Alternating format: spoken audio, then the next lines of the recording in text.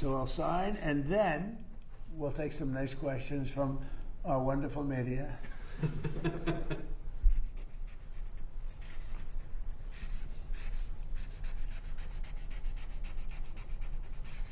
Okay. Go on.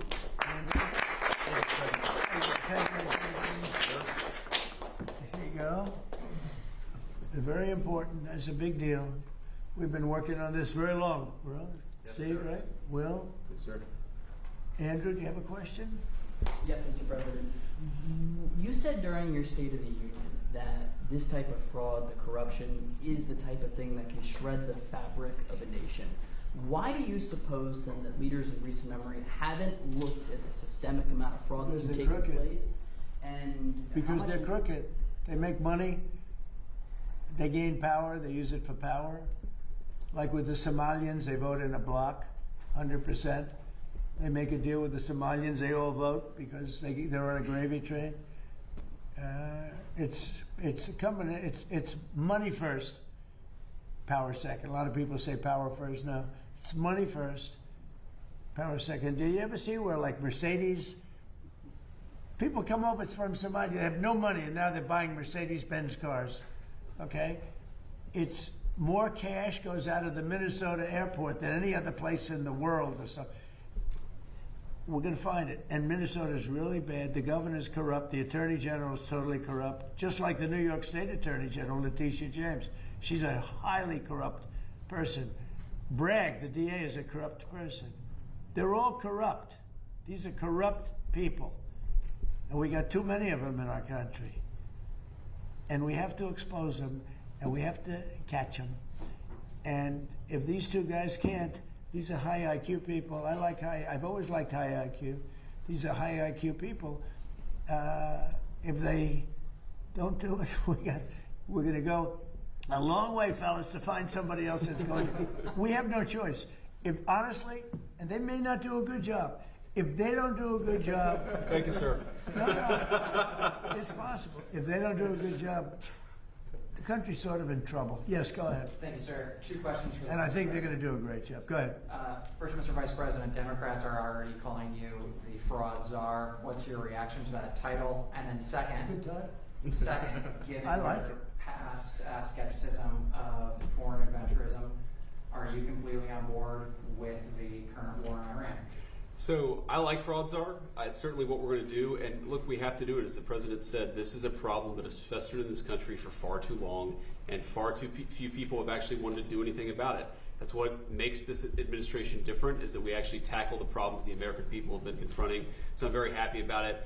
And look, I think that I know what you're trying to do, Phil. You're trying to drive a wedge between members of the administration, between me and the president. What the president said consistently, going back to 2015, and I agreed with him, is that Iran should not have a nuclear weapon.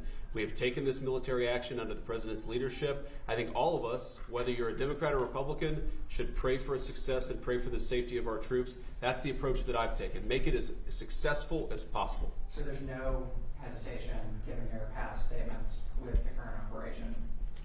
What do you mean there's no hesitation with my past statements? Given your skepticism of foreign adventurism, you were a critic of the global war on terror previously. Well, I think one big difference, Phil, is that we have a smart president, whereas in the past we've had dumb presidents. And I trust President Trump to get the job done, to do a good job for the American people, and to make sure that the mistakes of the past aren't repeated. Absolutely. Thanks, sir. Look, JD's been great. But here's the simple thing, and I have, some people, I don't want wars. I want wars less than almost anybody. Peace through strength. But you know what? I've watched Iran for a long time. I've called them out 20 years ago when I was a civilian that liked watching the world. And they're violent, vicious people. The leadership, violent, vicious people. They killed 32,000 protesters over the last 3 weeks. They put out a memo 2 days ago saying, if you protest, we will shoot you and kill you in the streets. And somebody said, oh, there's not that many protests. Well, first of all, there are bombs going off all over the place. But even if there weren't, who's going to do that? Who's going to do it? They don't have any guns, and the other ones have latest in line machine gun, right? And every form of gun you can have. They shoot them right through the middle of the head. They're violent people. If they had a nuclear weapon, they would use it. And sometimes I'll have some of the people that, feel very strongly, like I do about wars. And I say, do you think Iran is violent and do you think their people are violent? Yes, leadership. Do you think they should have a nuclear weapon, which is massive power? I don't even want to discuss how powerful because it's depressing. And they said, no, they shouldn't have. Definitely they shouldn't have. I said, and you don't want to fight war? No, we don't want to fight war. So these are naive people that frankly are stupid. If you believe that Iran should have a nuclear weapon, there's something wrong with you, because they would use it the only question is within 1 hour if they get it, or 1 day. They will use it and they will blow up the entire Middle East, not just Israel. They'll start with Israel, but they will blow up. And you got to see that when they unexpectedly started sending missiles to every country within 1,000 miles of them. I mean, they're blowing up countries that were neighbors, not necessarily some friends. They actually were blowing up some friends. They were blowing up the people that handle their accounts. They're sending thousands of missiles into countries that didn't expect to be in the war because they wanted to take over the Middle East. And if I didn't terminate Barack Hussein Obama's horrible Iran nuclear deal, which I did in my first term, one of the dumbest deals, perhaps the dumbest deal because of the danger involved, you would have had them have a nuclear weapon 3 years ago, maybe 4 years ago. They would have used it, blown up the Middle East, and they would have then come after us. And if these gorgeous B-2 bombers, give me that bomber, Andrews. Let me just hug that little sucker. Give me that bomber over there. Thank you. You knew immediately which one. This looks small, but in person it's very big. Because it's the only plane capable of carrying a 200,000-pound bomb. So I don't know how they do it, because it's very sleek and nice, but it carries a lot of weapons and there's a lot of bombs. But had I not sent this incredible machine times numerous others to hit Iran at midnight with no moon, dead dark, every single bomb was dropped right down the chute that it was supposed to hit. How they do it, who knows? Nobody else can figure. No other country can do it. No other country has our military or even close. And I think we've probably proven that with Venezuela and now with because we have done a number on Iran. But if I didn't do that, if I didn't decimate, I call it their nuclear dust, they would have had a nuclear weapon within 1 month after that bombing took place. And they would have used it on first Israel and then the Middle East. And you know that because all of those missiles that were launched against their neighbors were set long ago, long before they knew they would be using them this quickly. Had we not done this, you would have had a nuclear war that would have evolved into World War III. And more important, this is a war that there would have been nothing left. So we've done a great thing. The people that say it's okay for a very sick ideology, a very sick country in terms of its leadership, very good people, great people. But the people that say that, I think they're actually, they're either evil or they're stupid. So if you believe that Iran should not have a nuclear weapon, they should not have it, then you have to absolutely love what I've done, because in 2 weeks we have decimated them. They have no Navy, they have no Air Force, they have no anti-aircraft weapons, they have no leadership. The leadership is gone. But then they set up a new leadership to go and name a new leader, and that leadership is gone. And now they think maybe the sun is gone. They're all gone. My biggest problem is I have no idea who we're talking to, because nobody ever heard of any of these people. They're all dead. But we did a job for the world, not a job for us, for the whole world. We took the worst country in 50 years and maybe longer from the ideological standpoint, a country that wanted to blow up the world, a country that is sick, and it has a religious fervor. And when you add religion, you know, people don't realize more people died in religious wars than every other war put together. And that's what you would have had here. And it was a terrible thing. I'm very proud of what we did. And I think JD understands better than most.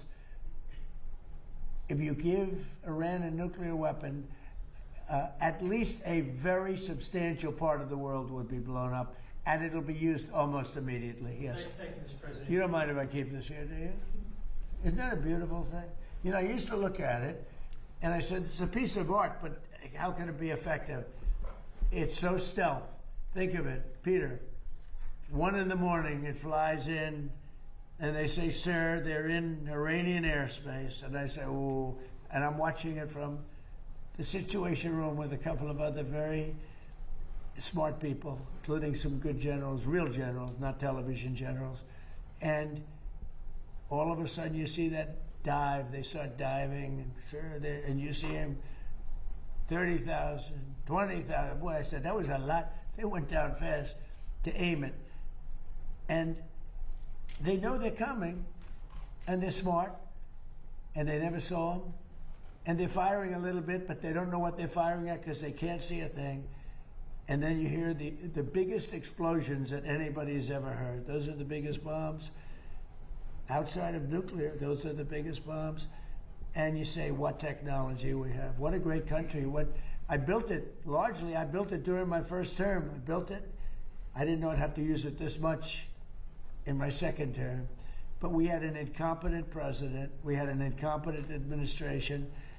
And if that group of people, in any form, whether it's Kamala, him, it doesn't matter, would have had another 4 years, we would have had no country left. Yeah, please. Thank you, Mr. President. You say you're doing a job for the rest of the world. In your conversations with your counterparts, are they thanking you? What are their conversations like when you talk about this military conflict that's taking place in Iran?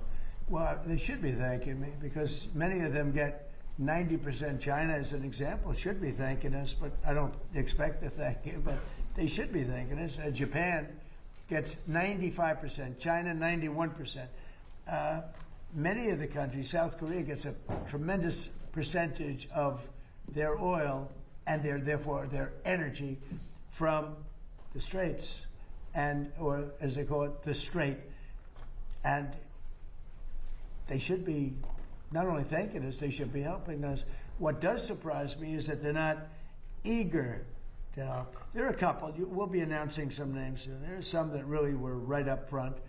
I would announce their name now, other than maybe they'd prefer it not being announced for whatever reason. I will say this: it's a lot easier to get people today than it was 2 weeks ago.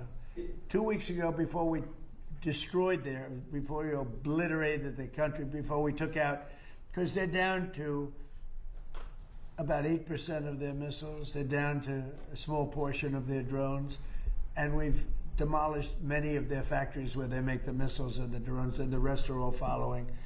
Our military has been amazing. We hit Karg Island, took out every single thing on Karg Island except one thing. We left the pipes, because if we take out the pipes, it takes a long time to build them. And at some point, something's going to happen that's positive with respect to those pipes. But there are some countries that greatly disappointed me. And I'm the one that got them to pay from 2% to 5% of GDP, NATO. And I get along great with those countries in NATO, but I always said, the problem with NATO is we'll always be there for them, but they'll never be there for us. And when I hear the UK, which was sort of considered the Rolls-Royce of allies, right? Wouldn't you say? They were the oldest, and they were going to be there. And I say it would be really helpful if you'd send over a couple of ships, and if you have some minesweepers, which they do, be very helpful. And the Prime Minister is a nice man. I think he's a very nice guy. He says, well, I'd like to ask my team. I said, you don't have to worry about a team. You don't have a team. You're the Prime Minister. You can make a decision. Well, I have to speak to my people. I said, you don't have to speak to anybody. So it was very disappointing. And then after we obliterated them, destroyed their military, their whole thing, and it became a much safer zone, he said, we're going to send over 2 aircraft carriers. I said, I don't want them anymore. I don't want them after we win. I want them before we start. I don't need your aircraft carriers after we've already won. So, those things are very disappointing. And you have to remember, we have 45,000 troops in Japan. We have 45,000 troops in South Korea. We have 45,000, 50,000 troops in Germany. We defend all these countries. And then, do you have any minesweepers? And they say, well, would it be possible for us not to get involved? I've been saying it for a long time. This is the greatest thing to come out of this. We spend trillions and trillions of dollars on NATO to defend other countries. And I always said, but if it ever comes time to defend us, they're not going to be there. Many of them would not be there. And we're going to have to start thinking more wisely in this country. Some have been very good. One or two have been great. I'll tell you who the great ones are at the right time. But there have been some that were right up there, Peter. They were right up there. They wanted to do it so much. Go ahead, Peter. Thank you. You were talking about Iran a couple times today and what they did after Epic Fury began. You said they hit Qatar, Saudi Arabia, UAE, Bahrain, Kuwait. Nobody expected that. We were shocked. Are you surprised that nobody briefed you ahead of time that that might be their retaliation? Nobody, no. The greatest experts, nobody thought they were going to hit. They were, I wouldn't say friendly countries. They were like neutral. They lived with them for years. Peter, they were going to take over the Middle East. They were going to knock out Israel with their nuclear weapon. But after we knocked out their nuclear potential weapon, they started building missiles, thousands and thousands of missiles. And they were going to do it with missiles while they developed. These are sick people. While they developed nuclear, somehow they were going to start at a different site, because that site was, you saw the site, the mountain. They were going to go into a certain area, which we know exactly where it is, and they were going to do that. And it's incredible what we've done. I tell you, the job we've done. Do you know, if I didn't terminate Barack Hussein Obama's Iran nuclear deal, you would right now, well, Israel would be gone. It would be incinerated. And probably the Middle East likewise. And remember, they have all of those missiles. And I heard they were sending missiles to UAE. I said, that's strange. You know, UAE is like the banker for Iran. They're like the banker. Qatar, their neighbors, they got along okay. Saudi Arabia. All of a sudden, Kuwait is getting hit. Bahrain is getting all these countries are getting hit. There was no expert that would say that was going to happen. It's not a question of like, gee, should you have known? And if we did know, big deal. I mean, we have to do what we have to do. But we hit them so hard like nobody's ever been hit. We hit them very hard. And we've extinguished most of their missiles. We've extinguished most of their drones. We've extinguished most of the places where the missiles and the drones are built. We've fully extinguished 2 layers of leadership and probably a third, if you believe some stories. So we only have one thing. They have a little choke point, and they've used it very well for years, but it doesn't work. But I think this, if some of these countries that we've been good to for years, and maybe more important than that, some of these countries that get 90% and 95% of their energy from Hormuz, the Strait. Hormuz, a famous, wonderful, beautiful place, but you wouldn't want to be necessarily sailing a boat there right now. I would not. Okay, you know why? Not because of them, because of us. Because we've taken out their entire Navy. We've taken out every one of their drone, they call it a drone layer, a mine layer.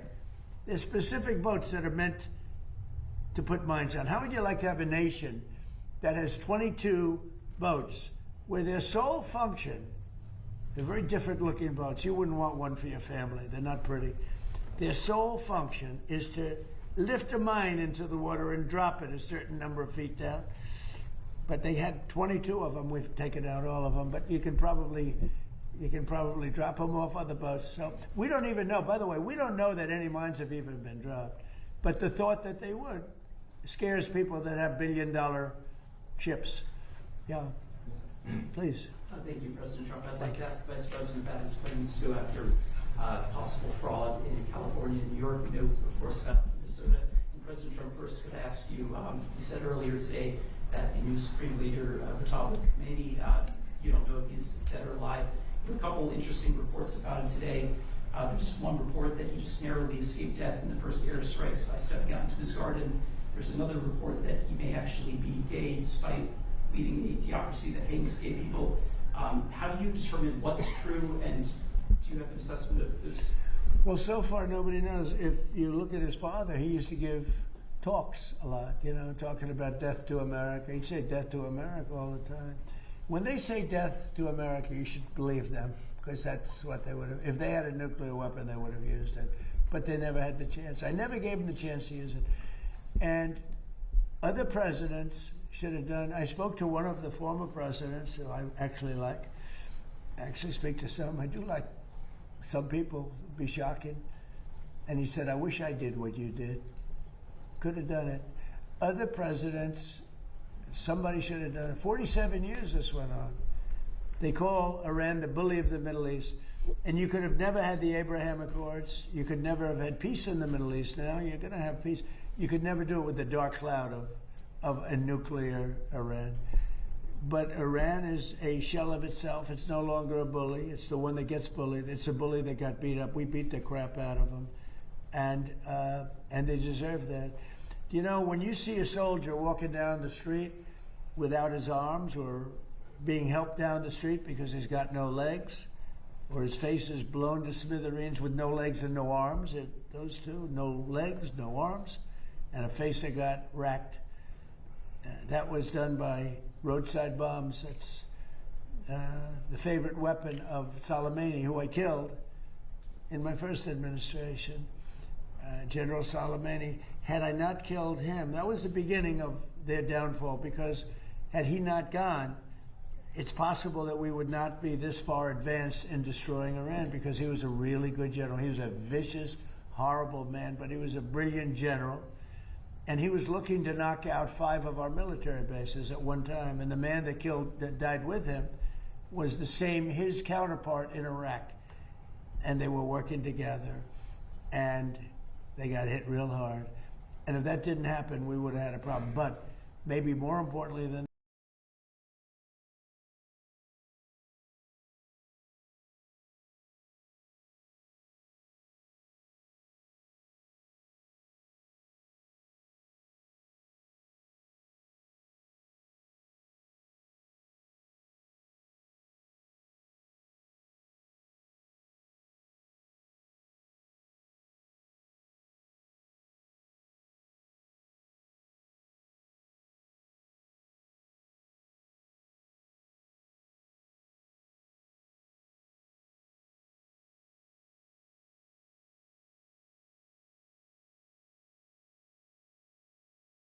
that I think will be helpful. Last night was incredible. Not only Texas, but so many other places.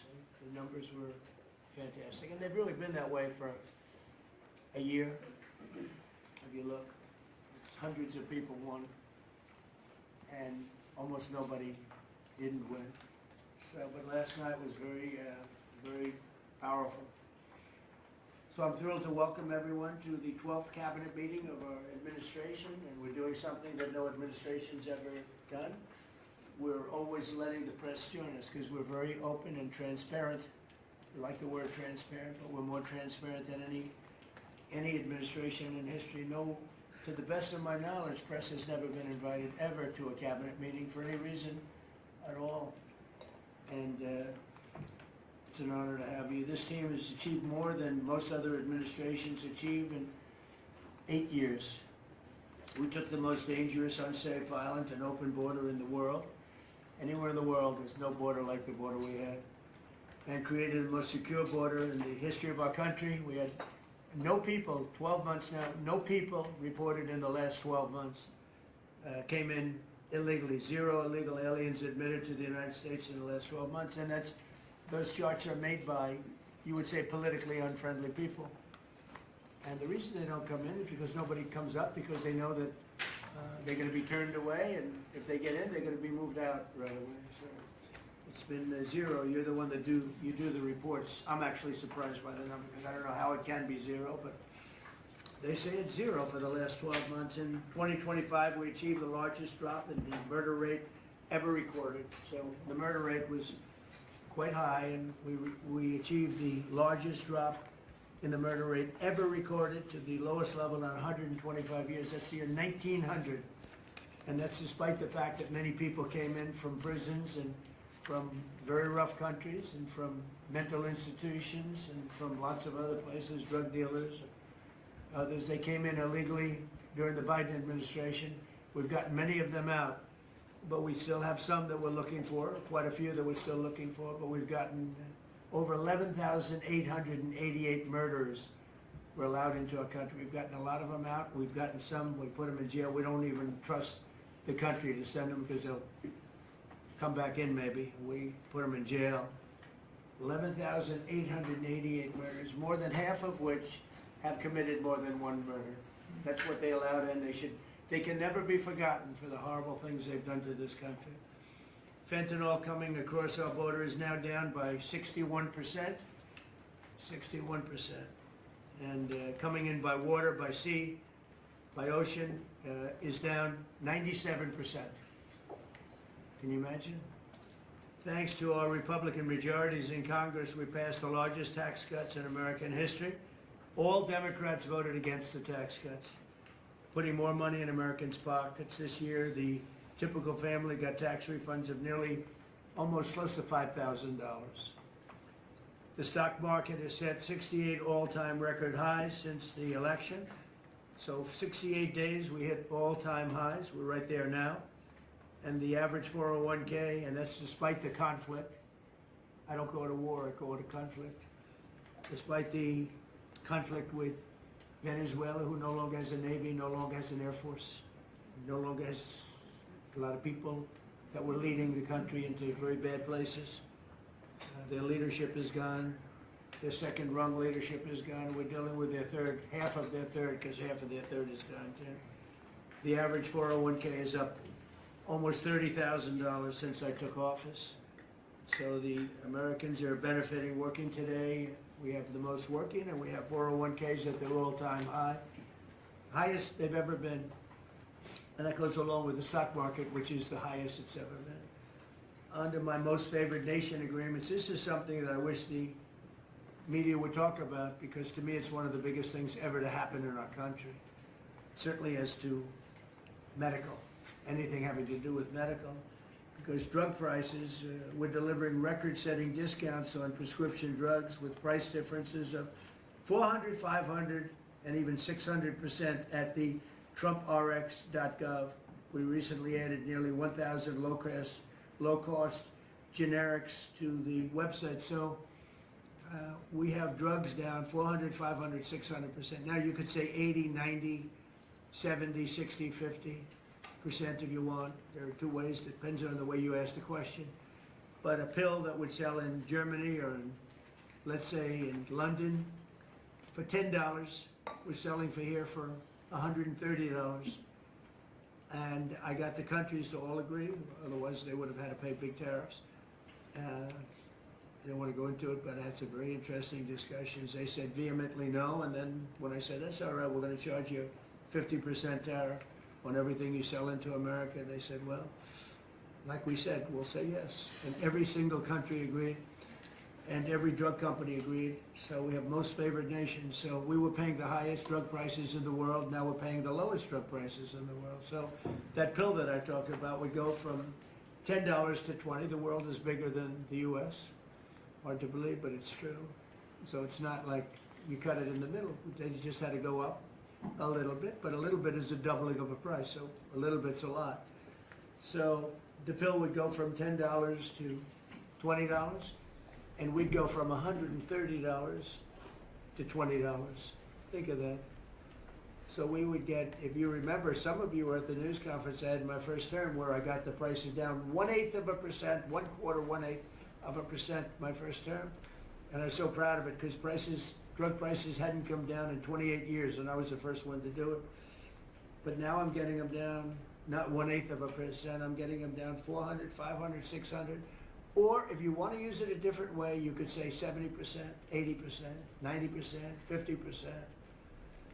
Nobody's ever seen anything like it. And I got that through, well, everybody knew it was taking place, but We paid the highest prices anywhere in the world. Now we're paying the lowest prices anywhere in the world, and the press refuses to write about it. I think it's the biggest thing. And for healthcare, you know, so much of it is prescription drug prices and drug prices.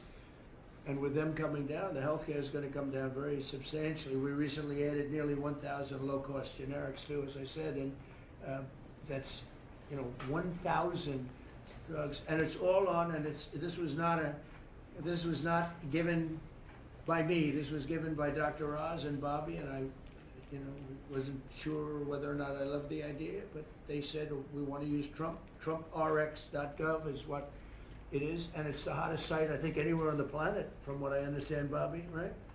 It's really great. People are calling up and they're buying drugs for a fraction, for literally a fraction of the price, and it should be the biggest story. And on that alone, we should win the midterms. On that alone, we should win the midterms. But the press doesn't talk about it. It's the biggest thing to happen in the drug industry ever, maybe, ever, and the press doesn't even want to write stories about it. We made the largest ever investment in U.S. military, $1 trillion, and we're asking actually for $1.5 trillion for the coming year. And we have the strongest military anywhere in the world, as you know. You saw what we did with Venezuela. That worked out very quickly, and we're doing really equally as well with, but again, people don't want to write about it, with Iran. Iran is very much intent. They want very much to make a deal. So far, they haven't gotten there. We're not satisfied with it, but we will be. We will be either that or we'll have to just finish the job. But their Navy is gone, as I've said 1,000 times. Their Navy is gone. Their Air Force is gone. Everything's gone, and they're negotiating on fumes. But we'll see what happens. Maybe we have to go back and finish it. Maybe we don't. Right now, I mean, you can speak to Steve Witkoff and Jared. They're doing a good job. But right now, I think it looks like they want to just make a deal. They want to. They have, I don't think they have a choice. They're just going back to the internet because they're getting clobbered. Their economy is in free fall. They have 250% inflation. Their money has no value. Their whole economic system is broken down. They thought they were going to outweight me. You know, we'll outweight him. He's got the midterms. I don't care about the midterms. Look what happened last night. That was the prelude to the midterms. People understand it. They know that. Very simple. Iran cannot have a nuclear weapon. I'm doing that for the world. I'm not doing it just for us. And we've had great support from other nations, by the way. We don't need it at all, but we've had great support from other nations. The problem is you always get the support when you don't need it. When you need it, you don't get the support. With Operation Epic Fury, our warriors are ensuring that the world's #1 state sponsor of terror never obtains a nuclear weapon, and they won't. Under the leadership of Vice President J.D. Vance, very proud of this, the White House Task Force to eliminate fraud is waging war on waste, fraud, theft, and abuse like nobody's ever seen before. He looks like Elliot Ness. Do you ever see Elliot Ness? I'm telling you, the guys that are up there are all central casting and standing behind. What a group of people. No, it looks like a movie. I'm going to make a movie out of it, I think.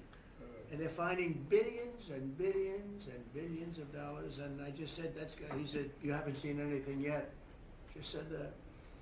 And, you know, if he does really great, we'll have a balanced budget without having to do anything. This is the kind of money they stole. They're crooks. They're thieves. And I hope that Todd is going to do a real job. These are crooked people. These are thieves. This isn't like a mistake. Just talking about one person, he got hundreds of thousands, millions of dollars for securing one man, for taking care of one elderly man. He was a service. He got paid millions of dollars for taking care of one man. Total crook. They're all crooks. The Somalians, what they've done to Minnesota, the Somalians, they're crooked as hell. Ilhan Omar, crooked as hell. They're all crooks. And we got them.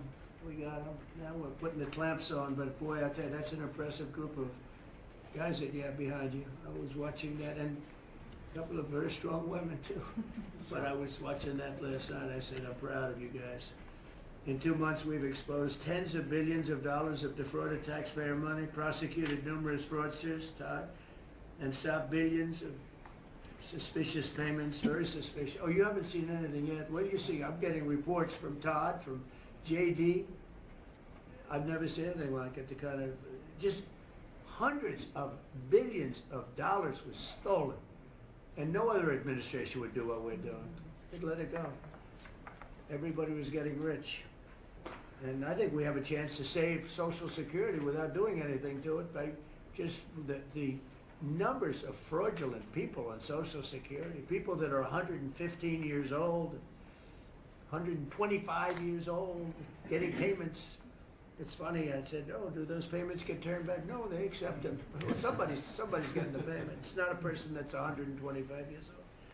But that's the least of it. The numbers that we're finding out, we have great people at Social Security. We're going to make our Social Security so strong, so good, that you'd never see anything like it. We're going to protect. I said right from the beginning, we're going to protect our people on Social Security. If the Democrats ever got in, you wouldn't have Social Security would be bankrupt. People wouldn't be getting anything. Last week, they took down 2 of the largest Medicaid fraud cases in Minnesota history, as well as the largest autism fraud case ever charged by the federal government. You saw that with millions of dollars just being stolen. Everybody had autism. Everybody had autism, they said. It was incredible, actually. And I've just seen I see what they're doing. You haven't seen anything yet. So congratulations, JD. Be vicious like they are. They're violent people. They're violent, vicious scum. Before asking Vice President Vance to speak about these efforts, I want to express our tremendous gratitude to our outgoing Director of National Intelligence, Tulsi Gabbard, who's a terrific person, actually.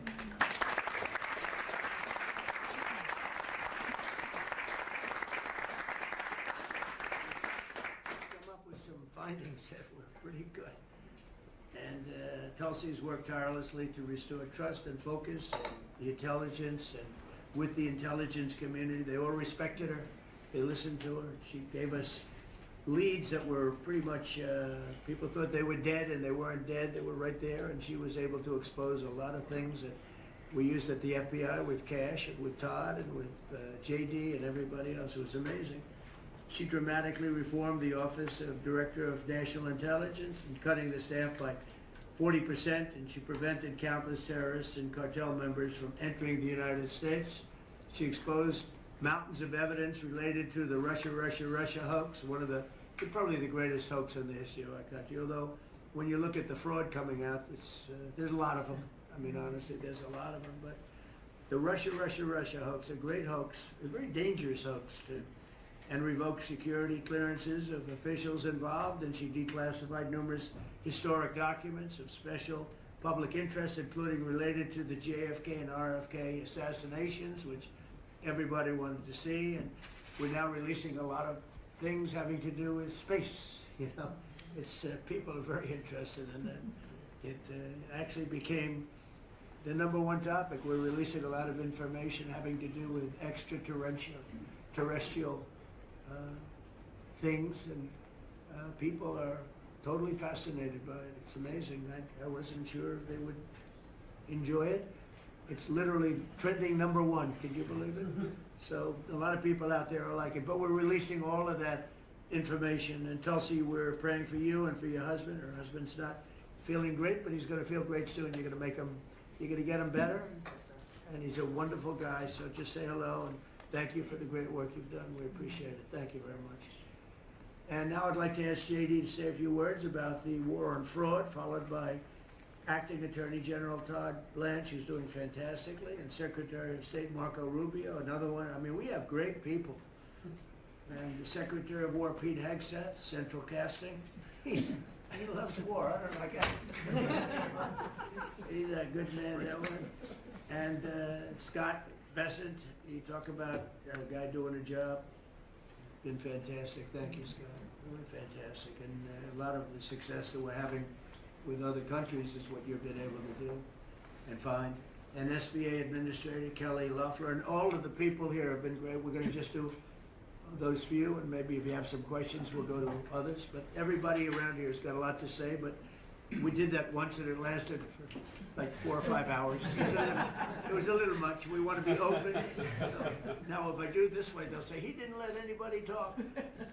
But let's start with JD, and you can talk about a really, really important thing, bringing our country back to honesty. A tremendous amount of money is involved. Hey, go ahead. Yes, sir. Well, first of all, thank you for your leadership, sir, and for making it possible. I often find in the fraud task force that there sometimes are barriers that we need to break down, agencies that need to coordinate, and I'll come to the president and say, Mr. President, I need your permission to do, he'll say, for what? For the fraud task force, and he'll cut me off and say, yes, go do it.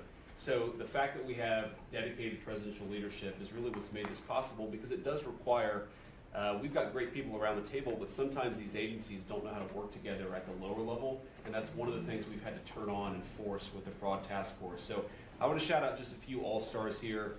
Linda at the Department of Education has been amazing at finding student loan fraud. You've got people who are either illegal aliens, who aren't even actually real human beings, who are getting hundreds of millions of dollars from the Department of Education for student loans. We have cut that off. We found a lot. We're going to find a lot more. Scott at HUD has been amazing, because a lot of the fraud that we see is housing fraud, people claiming benefits that they're not entitled to, or again, sir, sometimes completely made up people who exist purely to collect fraudulent money from the American taxpayer. Brooke at the Department of Agriculture, something I had no idea until I started this work, sir, that we send hundreds of billions of dollars to the states to administer the food stamp program. The federal government has no insight into whether those food stamps are going to people who are legally entitled, or whether those people actually even exist. And so we're working on a number of mechanisms to actually force the states to verify that the people who receive these benefits are actually entitled to them. And I could go down the list. I've gotten a lot of support from a lot of people in this room. Bobby Kennedy and Dr. Oz have been particular all-stars on this, and Kim at H&HS. What they've done with the Medicaid fraud, we found tens of billions of dollars in Medicaid and Medicare fraud just from their hard work. We've cut that off, and yes, Mr. President, we're going to find a lot more. The final thing I want to say, Mr. President, and I know that Todd maybe has something to say about this as well, but I always try to remind the American people, and certainly remind the cabinet officials. By the way, Kelly at SBA has found tens of billions of dollars that were from fraudulent loans that we're giving under the Biden administration, and we've now cut that off and recovered a lot of that money. So this has been a whole of government effort, Mr. President. The team really deserves a great deal of credit here. But the final point I want to make, sir, is I always try to remind the American people that fraud is fundamentally a crime with two victims. The most obvious victim are the American taxpayer. They pay their taxes, they expect the money to go where it should go, and that's not happening because of the fraudsters. But there are also victims, people who benefit from these programs that don't exist if we're not actually taking care of the fraud issue. And let me just give one example to build on something you said earlier, sir. One of the people that Todd just prosecuted was a person who was collecting a lot of money from the American taxpayer to take care of elderly citizens, people who worked their entire lives, paid their taxes, should have had dignity and nobility in old age, but it was deprived from them from fraudsters who say that they're taking care of them, who collect a check to take care of them, but then abuse and neglect these people. And particularly one man who died because he wasn't getting adequate care, and that guy was still collecting benefits to take care of a person who he had completely neglected. So not only do you have an American taxpayer who's paying into these programs, you have an elderly citizen deprived of his dignity because we're not going after the fraudsters. Well, now we are. How much money did he get? Sir, hundreds of thousands of dollars, maybe more than that, but we think that that exact type of fraud has been replayed all over our country. That particular case was outside of Minneapolis. We expect that there are tens of thousands of people who are collecting fraudulent money to take care of people, and they're not actually taking care of them. We're, of course, going to get to the root of as much of it as we can. But again, sir, it's been, I wouldn't say fun, because you find out how much people have been taken advantage of, but it's certainly very good and valuable work. So thank you for giving me the opportunity to do it. Well, thank you very much. Yes, sir. Attorney General, please. I'll just continue to talk about what the Vice President was just talking about.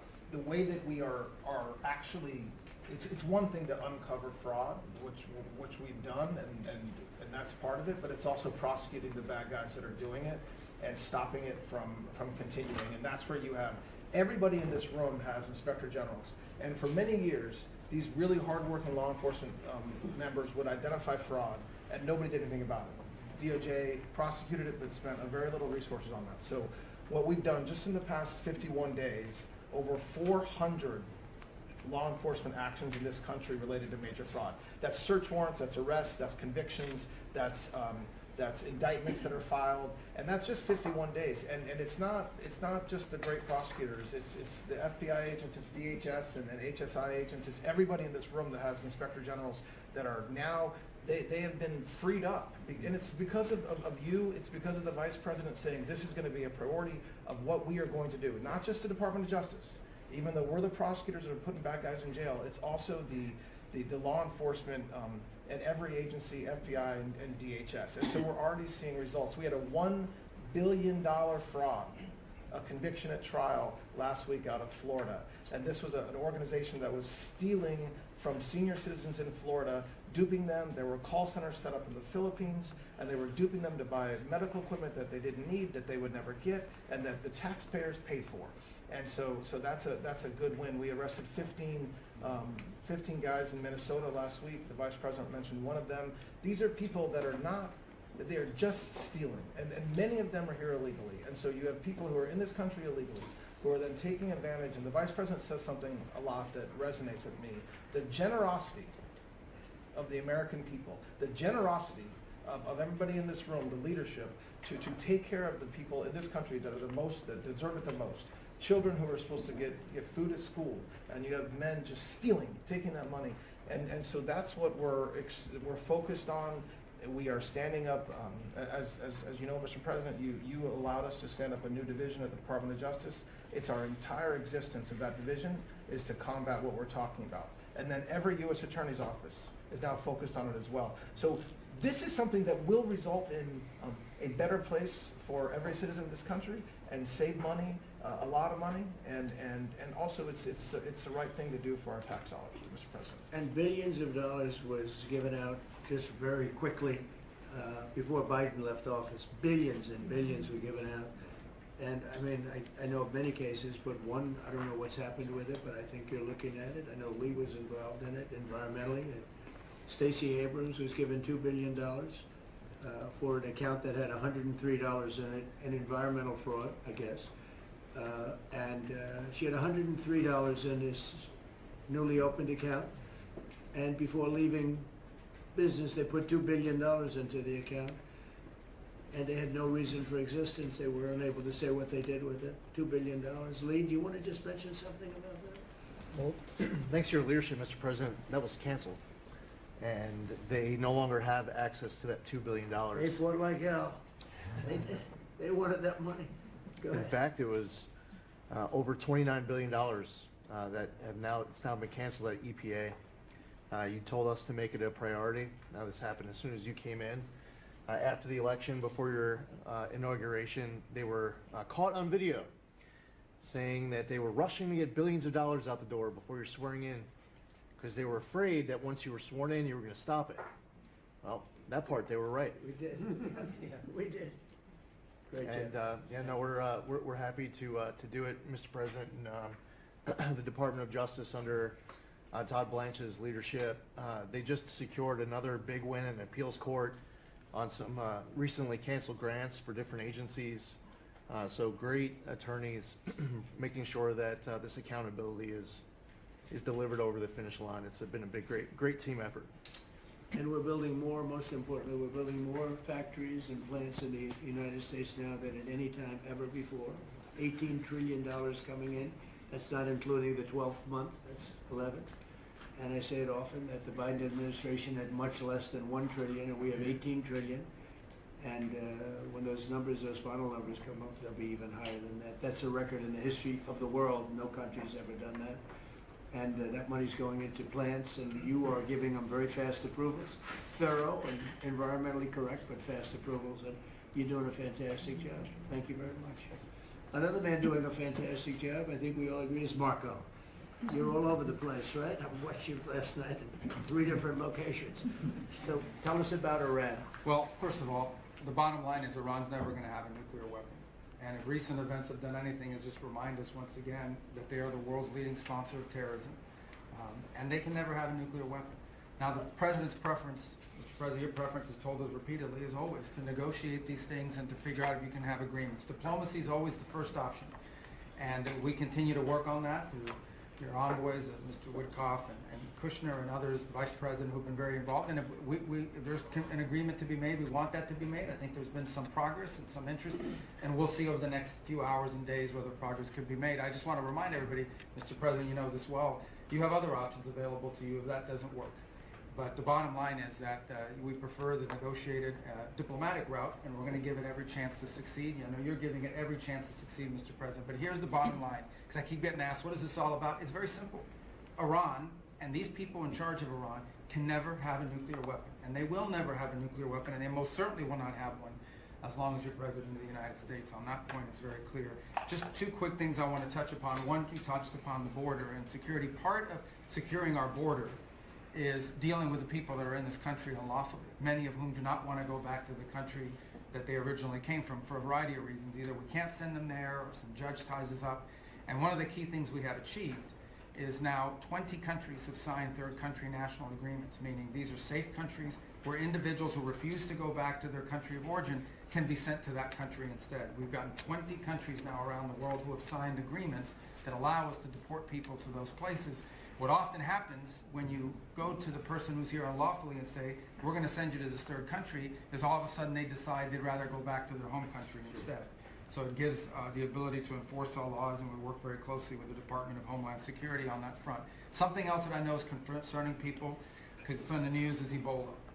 Our number one obligation, you know, we're involved in foreign policy, but even our foreign policy, the number one priority of our foreign policy is to protect the American people. We cannot and will not allow any cases of Ebola to enter the United States. And so the State Department and other agencies represented here, the Centers for Disease Control, HHS, others, are working very, very hard to contain this crisis to the countries where it's currently located, particularly the Democratic Republic of the Congo. And so we've surged assistance to make sure that is being contained there. And obviously, multiple agencies involved here are also very involved in tracking people, just to make sure that nobody comes into this country that has Ebola and creates a problem for us. And we feel like we've got good efforts in place to do that, and Americans should feel assured that the President and his administration is doing everything we can to protect them on that front. My last point, you said I was all over the place. One of the places I stopped in last night was to initial the Trump route for prosperity in Armenia. This is a key linchpin of the peace deal that you were able to achieve between Armenia and Azerbaijan. And in addition to that, we also signed a critical minerals MOU with them and a strategic engagement one as well. So just a reminder of another war you helped to settle, Mr. President. But from that now we are seeing the emergence of a great new relationship with Armenia that really had grown stagnant for a very long period of time. So we're doing well on that front as well. Thank you. And could I just ask you, Cuba and Venezuela, what's going on there? Well, interesting. On Venezuela, that process continues, that three-phase process, you know, of obviously stabilization, recovery, and transition. I would just say, just since January 3rd of this year, okay, and I think this number's right, and Chris or Doug can correct me on this, but I think over 10 million barrels of Venezuelan oil have been delivered to the United States since the 3rd of January. That industry is being professionalized for the first time ever. It's going to the benefit of the Venezuelan people. They are selling oil in the market at market rates. The money's going to an account in the United States, controlled and monitored by Treasury, audited by KPMG, and it's for the first time ever the money's not being stolen. It's going to the benefit of the Venezuelan people. Cuba's in a lot of trouble because, unfortunately for them, it's run by a bunch of incompetent communists. And being communist is bad. Being an incompetent communist is like the worst. And but the country's been taken over by this company called Gaesa that basically controls 70% of the economy. None of the money in that company goes to help the Cuban people, none of it. So we'll be talking to them, we'll be working on it. You know, we want something good for the Cuban people, and hopefully there'll be a good outcome there for them. There needs to be. It's 90 miles from our shores, and having a failed state 90 miles from our shores is a threat to the national security of the United States. So we're producing right now more oil by double than Russia and Saudi Arabia combined. There's never been anything like that. We don't need oil, we don't need the Strait, we don't need anything, but we have more oil now being produced by double, by 2 times, than Russia and Saudi Arabia combined. It's a great stat. Do you want to say something about that? Well, I would, President Trump, under your leadership, we've opened up lease sales on public land. This is land that was put away for the benefit and the use of the American people, like the Strategic Petroleum Reserve in Alaska. The Biden administration had illegally stopped holding lease sales during their administration. President Trump famously said, drill baby drill, but before you can drill, you've got to open public lands. Between the lease sales that have happened in the Permian, in the Bakken, and on the North Slope, just since January of this year, it's over $4 billion of revenues come into the Treasury. That's 13 times more than the Biden administration brought in on lease sales in the entire 4 years they're in office. Sir, your policies brought that in 5 months. So with that, a lot of excitement, a lot of activity. We also inherited, just in one district in Carlsbad, New Mexico, 5,600 unprocessed applications to drill for oil and gas on public land. And when we're drilling on public land, those companies pay a royalty, and that money comes to all of our citizens, and it goes to local school districts, and it goes to states. It is the core of the economy in parts of our country. The team down there working for the Department of Interior, Bureau of Land Management, has dropped that by 91%. It's one of the reasons why they had a record lease sale. It's because now people go, I can bid on federal land and I'm going to get a permit to drill, and it's not going to take me 5 years to get it. I'm going to get it in a month or less. And so it's exciting to see your vision. And of course, with this energy dominance, us, as you just noted, largest oil producer in the world, largest natural gas producer in the world, largest natural gas exporter. This is an opportunity for us to bring prosperity and affordability here at home, but also bring peace abroad. So President Trump, your energy dominance strategy with Chris Wright, Lee Zeldin, all the people that are working on this, people around the room, it's been really incredible. And of course, you mentioned Venezuela, but all that flowing to our Gulf Coast refineries is also helping to keep the price of gas down at home. So again, it's an amazing transformation. Bottom line is, the center of geopolitics around energy has moved from other parts of the world to the Western Hemisphere in the last 5 months. You turned Venezuela from a sanctioned adversary into a strategic ally in 45 minutes. Never happened in history before. And what's going on in Alaska? When I was there last week in Alaska, the North Slope, 80,000 barrels a day coming online at Pico. That wouldn't have happened with you. It's up by Willow on the North Slope. That's going into the Alaska pipeline. 20% increase just off that one field. So amazing work. Energy's a high-tech industry, and those guys are crushing it, and they're loving the fact that they can provide affordable, reliable, secure energy for America. And we're working very hard in California. You know, a lot of people don't know this, but California has tremendous oil reserves. It used to be number 3 in the nation, and the radical left has just wiped it out. And we're working very hard to get that open again and get it so the people, their gasoline prices, their lack of energy is just staggering. It's staggering. And we're actually making very good progress. Even people that were against that at one point, now they're saying, wow, that'd be great. But people don't realize it was one of the, right, Chris? It was one of the top drilling states, one of the, I would say in terms of reserves, as among the top in the country. Nobody thinks of that with California. Everything was just closed down, really violently closed down. And we're opening up some of it, and we're being met with actually great spirit, because they're paying so much for gasoline that they don't have to be doing that. And they have a very incompetent group of leaders, like grossly incompetent. So I think that's going to be something. On a slightly smaller subject, while Doug was speaking, Department of Interior, he and his people have done a fantastic job on D.C. D.C. is looking beautiful. The fountains are almost all open. We had 28 of them. And we have one in particular, a very long lake, we call it, a reflecting lake, between the Lincoln Monument. Nobody's ever seen anything like it. You take a look at, between Lincoln and Washington, you have the longest, like 2,400 feet long. That's longer than the tallest building in the world if you set it on its side. And it's almost 200 feet wide. And actually it was built in 1922, and from 1922 on, it really never worked. It always leaked, and it was a problem, and a lot of things. And hundreds of millions were spent. The Biden administration and the Obama administration spent hundreds of millions of dollars trying to get it to work, and they failed. And we'll be spending, you'll give me a number, but I think it's a very low number. It's like in the number that we originally talked about, where we cleaned it, we fumigated it. We had 10 major truck dumpsters of garbage taken out. Can you believe it? A friend of mine came in, very substantial person from Germany, wanted to see the Washington Monument. He wanted to see the Lincoln Memorial. He said, look, but that horrible reflecting pond is disgusting. It's filthy, dirty, and disgusting. I said, really? I drove down. I said, Secret Service, let's take a drive. And we went down. I said, that's terrible. And for the most part, it didn't work. I mean, they wouldn't even have water in there. But when they did, it was just dirty, filthy water that leaked out. And we got to work on it. And it was supposed to cost almost $400 million, because it's like putting the skin on a skyscraper, but bigger, much bigger. Many skyscrapers, you could almost say, other than for the world's tallest. Think of it, the world's tallest skyscraper is shorter than 2,400 feet.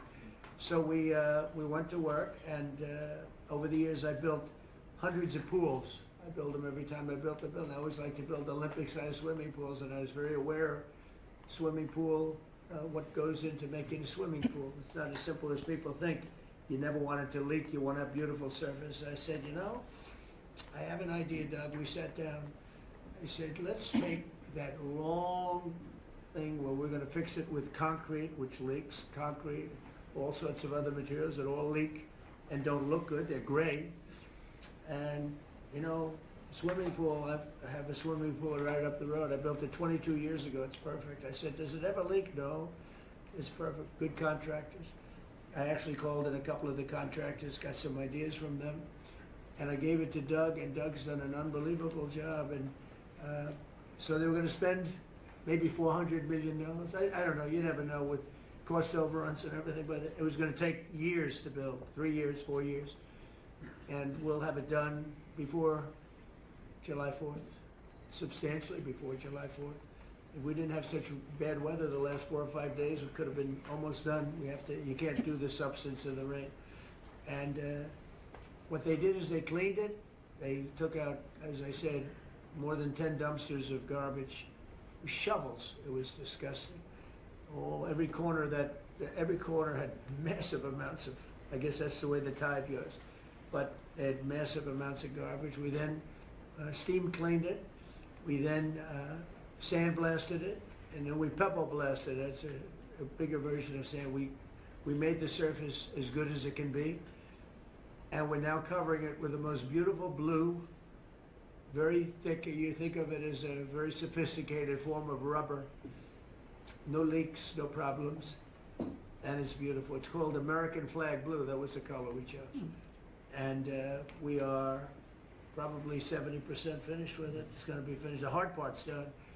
And then we decided to do much more than originally I thought I was just going to do the surface, but we said the problem is the outer ring looks pretty bad too, where you walk on. So we sandblasted that. This is all additional work. We didn't want to do, when you do something like this, when you do the one, you think the other looked okay, but then when the other, you see the new surface, the old stuff that looked okay looks really bad. So we cleaned that, sandblasted it, the walkways, all of it. It's a tremendous amount of area. It's thousands of feet long, very wide. This is where the people stand, not the water part, the dry part. And we had a combination of granite and stone, and we're pointing it, fixing it. The joints were terrible, everything. The whole place was a mess. And when it opens in a couple of weeks, long before July 4th, we want to have it for July 4th weekend, but it'll be long before that, you will see something that's really going to be beautiful. And now we're looking at the World War II fountain, because that's also in pretty bad shape. On the bottom, we're going to duplicate it, I think, with the maybe with a slightly different color. Actually, we'll go with a lighter color. But Doug and I have a lot of fun doing it. Your staff is fantastic. They've really worked well. But the concepts, I'll think of it, instead of spending $200, $300, $400 million, and it will never work, we're going to spend like $10 million maybe, $12 million. Instead of spending 4 years, we're going to spend, like if you add it all up, like a couple of months. And instead of going through 4 4th of Julys as a horrible construction site, we're going to have it open before the 4th of July. And the difference is it's better. Somebody say, oh, well, but it's not the same. Some of the fake news would say, well, but it's not. No, it's like the pen story. The pen is better at $2 than it was at $2,000. This is the same thing. This is far better. Won't leak. It'll last for 50 years, maybe 100 years. They didn't even know. I said, how long will this last? Oh, I think you'll get 50 years out of it. We did the swimming pool treatment, but they said, sir, for a little more money, we can get industrial strength. I said, that sounds good to me. Same color, same everything, same stuff, but it's actually much stronger. It's used for industrial. I said, I love that. So we're gonna have that open. It's gonna be really, really beautiful. And it's a very important thing. You know, we can't have people looking at the Washington Monument, going, the memorial. If you take a look, the Lincoln Memorial, it was built, I guess, a little after the Lincoln Memorial. It's embarrassing. It was so horrible. I never saw anything like it. It was filthy dirty. It was Biden. And they spent, between the two of them, they spent hundreds of millions of dollars trying to fix this thing. Now, when Obama did it, he spent way over $100 million. And they had a great idea. Let's use the water from the Potomac. Because environmentally, they liked it. Somebody said that was good. But the water from the Potomac was not suitable for this, to put it mildly. It was disgusting what happened. And so they spent hundreds of millions, over $100 million, and they immediately closed it. It was closed for many months and nobody did anything. It was closed. It's basically been closed. But go back to 1922. It was always sort of, people think of it as beautiful, but it was always a mess. It's going to be unbelievable. It will be unbelievable. It's actually exciting. I want to ride over there today if I can. You know, I always have a problem with Secret Service. Isn't in love with my walking along, checking the sidewalk, the new sidewalk, to see whether or not they pointed it correctly. But they do. We have great contractors doing the job, but we'll spend a very tiny amount of money, and it'll be better than it ever was when it was built in 1922. It's very exciting, actually. To me, I love construction. It's very exciting. And we do many things. We did 28 or 29 fountains. I made a contribution to redoing Lafayette Park. That's the entrance to the White House, and it was an embarrassment. The floors were broken. They had bricks. Some of the bricks were missing. You know where they're missing? They took them out to throw at people. We're going with them. It's going to be a world-class park. It'll be open pretty soon. They're doing a lot of work over there. That was a contribution that I made with some other people. And it's going to be really beautiful. That was really the front door to the White House, but you couldn't even use it. It was so terrible. People would come to the White House, and it was so terrible. So with that, I'm going to ask Pete to talk about some of our great success. Yes, sir. Including Venezuela, you might talk. Absolutely, sir. I think actually your efforts on the reflecting pool are actually a great segue. If you look at Washington and Lincoln, these are two men that faced monumental tasks and stood up in historic fashion and delivered for the American people. And when you step back and look at 47 years of what Iran waged war against us and our people, there's only one man over the course of both presidency who has stood up and said they will never get a nuclear weapon, as Marco said. So whether it was Qasem Soleimani, whether it was scrapping the Obama deal that was going to give them a weapon, whether it was the 12-day war or Operation Midnight Hammer, you created the conditions to ensure the American people and the world are safeguarded from this generational threat. And so when you authorized Operation Epic Fury, just like you talked about with the reflecting pool, we didn't do the same old thing the way we'd done it in the past after Iraq and Afghanistan, the way we waged wars. Instead, you said, we're going to do this smart, we're going to do it overwhelming, we're going to use maximum lethality, and we're going to bring them to their knees. And so whether it's their Navy that's at the bottom of the Persian Gulf, their Air Force, their air defenses, or their defense industrial base, they may have missiles, but they can't build more right now, and they can't build more drones right now, and they can't build more ships. And so they came and cried uncle to talk, which Steve and Jared and the Vice President and others are doing so ably. And during that time, we put in a world-class blockade. And they haven't been able to bring anything in or anything out from Iranian ports. And we know from the intel that their economy is hurting big time because that is their lifeblood.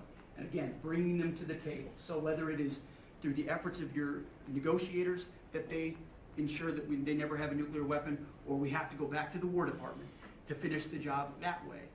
We're prepared to do that. And I think even our reach on the dark fleet of Iranian tankers, no Iranian tanker around the globe is safe. And we've seen seizures all around the globe, again, choking off their economic lifeblood. But all of this is possible, Mr. President, thanks to the investments that you've made in this department, firing on all cylinders.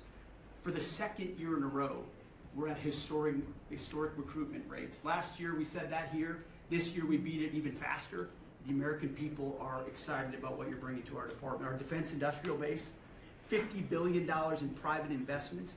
Because of the meetings you've held, defense manufacturers are investing in new plants and new manufacturing, new production lines, so that we're getting weapons faster than ever. And then the $1.5 trillion that you've committed to the department going forward, that's 1 million American jobs. 1 million American manufacturing jobs. That's Golden Dome for America, that's F-47, that's B-21, that's $50 billion in drones. We're gonna lead the world in drones, shaving years off of production of all of those, everything under budget and ahead of schedule, which is what the warfighter deserves. And we saw it, you mentioned Venezuela, Mr. President, you saw it on display there. Think of the fact that our Southcom commander just landed via helicopter at our embassy peacefully at the welcome of the Venezuelans, because we're now partnering with them, hopefully, even on the counter-cartel mission as we secure our hemisphere. So we've secured that southwest border. We're going to war with the cartels through the America's Counter-Cartel Coalition. Venezuela is a big part of securing our energy future and defending the homeland. And then I just want to note one more thing to give you a sense of how committed this president is.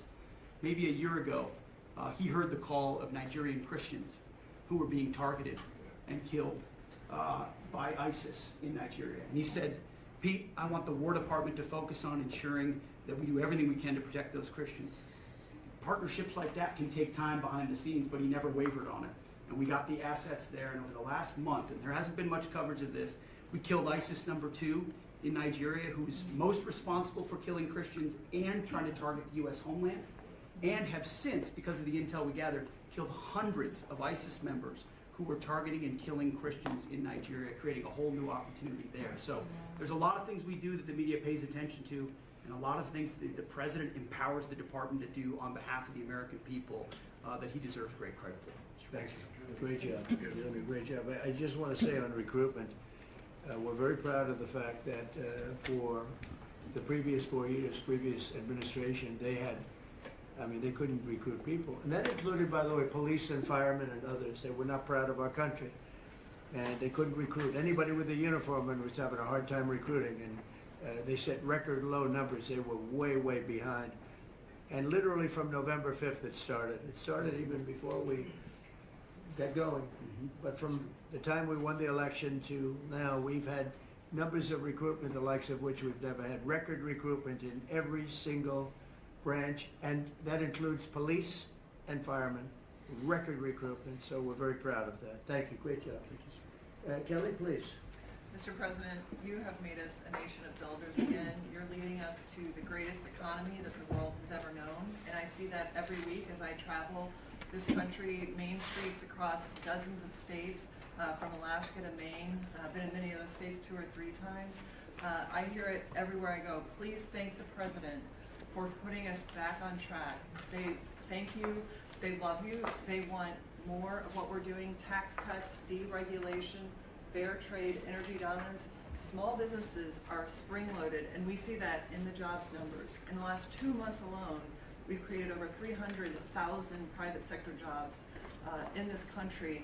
Most jobs are created by small businesses, 2 out of 3. And small businesses, as you know, make up 99% of all businesses in this country and account for half of our GDP. So when that part of the economy is finally working again, they've gotten out from $5 trillion of regulation that the Biden administration put on hardworking small businesses. They penalized growth, investment, hard work, and success. But thanks to the working family tax cuts that every single Democrat voted against, hardworking families, the welders, the waitresses that I meet on factory floors across this country, from Pennsylvania to New Mexico, where I'll be tomorrow. Brooke and I are going to Arizona tonight. So we see this everywhere we go. It's one of the most underreported stories in the media. Main Street is back, and that's because America first. I'll tell you the other thing about fraud. Small businesses are particularly hurt by the fraud because they're some of our biggest taxpayers in the country. And they show up every day. They work hard to provide for their employees, to build their businesses. They're doing it the honest way. And they see fraudsters taking from the American people. It's taxpayer money. And so you think about, at the SBA, we found $200 billion in fraudulent PPP loans that the Biden administration tried to hide and forgive and sweep under the rug. We've turned the first $22 billion of that over to Treasury for collections and to DOJ for prosecution. Our Inspector General is already announcing that people are going to jail. There are jail sentences now being served. We've announced that 140,000 people have been barred from ever getting SBA loans again, defrauding the government for about $9 billion. So we are going to continue our work under the great leadership of Vice President Vance and appreciate the partnership because it's really accelerated our ability to get the job done. But then just back to small businesses. We have record business formation in this country. That's another story that the media won't tell you. Over 500,000 businesses on average a month this year. So it's not just record people working, strong job creation, business formation at all-time records in this country, but we have manufacturing expansion, 4 consecutive months. That means that's a leading indicator, meaning that we have expansion coming. Another story the media won't tell you, 98% of all manufacturers are small businesses. 75% of our defense industrial base is small business. They're our main exporters. And so America first, free trade, fair trade, deregulation, tax cuts, and energy dominance is helping workers on Main Street, and that's why they tell you to tell me to tell you, Mr. President, thank you, and they love you. Oh, thank you very much. Great job. Thank you, Kelly.